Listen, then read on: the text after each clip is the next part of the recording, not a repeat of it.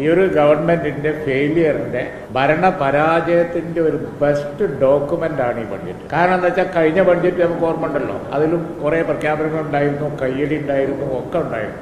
ആ പറഞ്ഞ പ്രഖ്യാപനങ്ങൾ മുഴുവൻ അതിന്റെ ഏറ്റവും കുറഞ്ഞ പെർസെന്റേജ് ചെലവഴിച്ചിട്ടുള്ളൂ എന്നാണ് പ്രതിപക്ഷ നേതാവ് ഇന്ന് ഇവിടെ എസ്റ്റാബ്ലിഷ് ചെയ്തത്.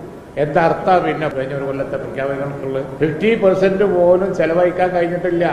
സെൻസിറ്റീവായിട്ടുള്ള വിഷയങ്ങളിൽ പോലും പണമില്ലാത്തതുകൊണ്ട് കഴിഞ്ഞ ഒരു വർഷം വെച്ച പ്ലാനിന്റെ പകുതി പോലും ചെലവഴിച്ചിട്ടില്ല.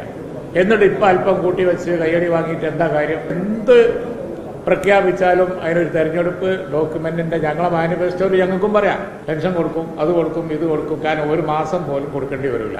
5 വർഷം ആനുകൂല്യങ്ങൾ പലതും പണ്ട് പ്രഖ്യാപിച്ചത് കൊടുക്കാതെ അവസാനം വന്ന് ഇപ്പോ അല്പം കൂട്ടി അതിനെന്തർത്ഥമുള്ളത്? വെച്ചത് ചെലവഴിക്കാത്തവനാണോ പിന്നെ കൂട്ടേണ്ട കാര്യം പറയുന്നത്? ഭരണപരാജയത്തിന്റെ ബെസ്റ്റ് ഡോക്യുമെന്റ് ആണ്.